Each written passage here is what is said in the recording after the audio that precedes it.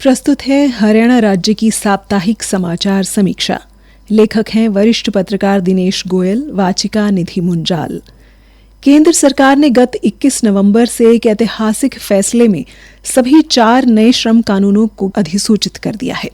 इनके जरिए 29 मौजूदा श्रम कानूनों को तर्कसंगत बनाया गया है। इसमें अल्पकालिक अनुबंध पर काम करने वाले कर्मचारियों के लिए सामाजिक सुरक्षा कवरेज, सभी कर्मचारियों के लिए अनिवार्य नियुक्ति पत्र और सभी क्षेत्रों में वैधानिक न्यूनतम मजदूरी और समय पर भुगतान जैसे प्रावधान शामिल किए गए हैं।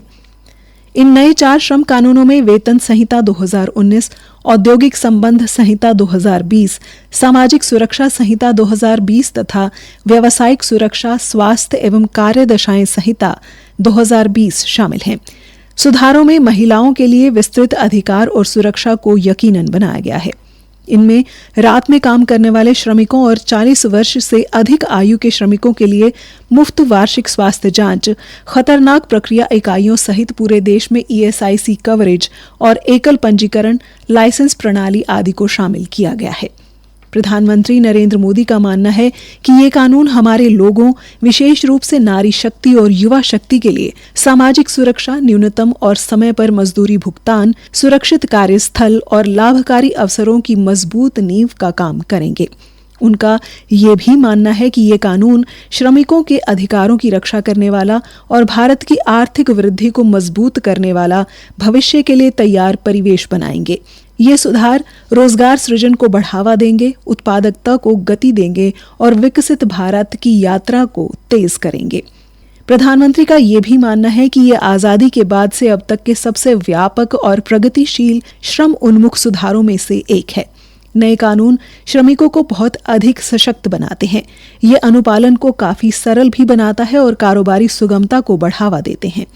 केंद्रीय श्रम मंत्री मनसुख मांडविया का मानना है कि नए श्रम कानून रोजगार को संगठित रूप देंगे, श्रमिक संरक्षण को मजबूत करेंगे और श्रम परिवेश को सरल, सुरक्षित और वैश्विक गतिविधियों के अनुरूप बनाएंगे। हरियाणा राज्य में श्रमिकों के कल्याण के लिए राज्य सरकार पहले ही सजगता से कार्य कर रही है। असंगठित क्षेत्र में कार्यरत श्रमिकों के कल्याण के लिए असंगठित कर्मकार सामाजिक सुरक्षा बोर्ड का गठन किया गया है। इसके साथ ही हरियाणा के मुख्यमंत्री विश्वकर्मा सम्मान योजना का शुभारंभ भी भगवान विश्वकर्मा की जयंती पर किया गया है।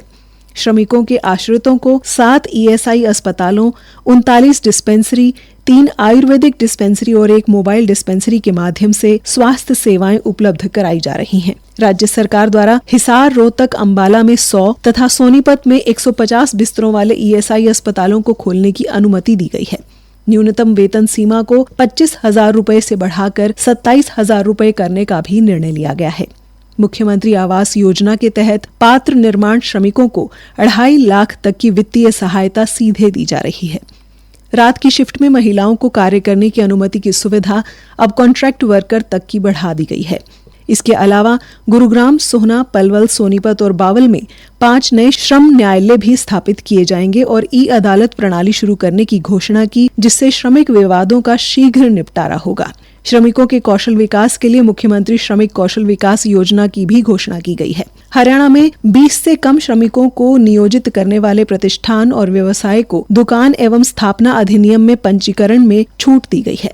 दूसरी ओर केंद्र सरकार की ओर से किए गए ये बदलाव देश में रोजगार और औद्योगिक व्यवस्था में अहम भूमिका निभा सकते हैं। नए श्रम कानूनों से देश के करीब 40 करोड़ कामगारों को सामाजिक सुरक्षा कवरेज भी मिलेगा। सामाजिक सुरक्षा संहिता 2020 के तहत जोमेटो, स्विगी जैसे संस्थानों में काम करने वाले कर्मचारियों सहित सभी श्रमिकों को सामाजिक सुरक्षा मिलेगी। सभी श्रमिकों को PF, ESIC, बीमा तथा अन्य सामाजिक सुरक्षा लाभ मिलेंगे। वेतन संहिता 2019 के तहत सभी श्रमिकों को वैधानिक न्यूनतम मजदूरी मिलेगी। न्यूनतम मजदूरी और समय पर भुगतान वित्तीय सुरक्षा सुनिश्चित करेंगे। ESIC प्रसार और लाभ पूरे भारत में विस्तारित 10 से कम कर्मचारियों वाली इकाइयों के लिए स्वैच्छिक और खतरनाक प्रक्रियाओं में शामिल इकाइयों के लिए अनिवार्य होंगे।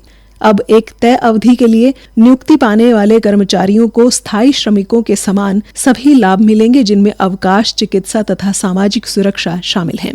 नए लेबर कोड में फिक्स्ड टर्म कर्मचारियों को स्थायी कर्मियों के बराबर वेतन, छुट्टी, चिकित्सा व सामाजिक सुरक्षा के साथ 5 वर्ष के बजाय सिर्फ 1 साल बाद ग्रेच्युटी का हकदार बनाया गया है। बागान मजदूरों, ऑडियो विजुअल व डिजिटल मीडिया, इलेक्ट्रॉनिक मीडिया में पत्रकारों, डबिंग आर्टिस्ट व स्टंट पर्सन सहित डिजिटल और ऑडियो विजुअल कामगारों को भी नए लेबर कोड का हिस्सा बनाया गया है ताकि उन्हें भी इसका फायदा मिले। खदान मजदूरों सहित खतरनाक उद्योगों में काम करने वाले श्रमिकों की सामाजिक सुरक्षा के साथ उनकी ऑन साइट सेफ्टी मॉनिटरिंग के मानक तय किए गए हैं। वस्त्र उद्योग, आईटी और आईटीईएस कर्मी, बंदरगाहों व निर्यात क्षेत्र में काम करने वाले श्रमिक भी इस दायरे में लाए गए हैं। इन्हें हर माह की 7 तारीख तक वेतन का भुगतान अनिवार्य रूप से करना होगा। अब साल में 180 दिन काम करने के बाद ही कर्मी सालाना छुट्टी लेने का भी हकदार होगा। लेबर कोड में विवाद के शीघ्र समाधान पर जोर दिया गया है। इसमें 2 सदस्यों वाले औद्योगिक न्यायाधिकरण होंगे और सुलह के बाद सीधे न्यायाधिकरण में जाने का विकल्प होगा।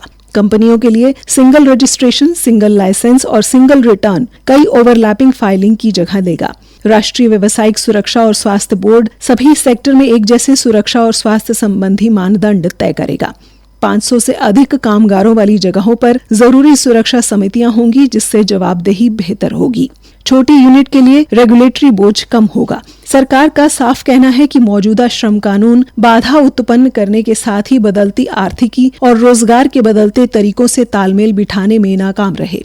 नए लेबर कोड मजदूरों और कंपनियों दोनों को मजबूत बनाते हुए एक ऐसा श्रम बल तैयार करेंगे जो सुरक्षित, उत्पादक और कम काम की बदलती दुनिया के साथ तालमेल बिठाएंगे। कुल मिलाकर हम कह सकते हैं कि आने वाला समय श्रमिकों को जहां और अधिक सशक्त बनाएगा, वहीं उनके साथ होने वाले शोषण को भी कम करेगा। इसी के साथ ये समाचार समीक्षा समाप्त हुई। नमस्कार।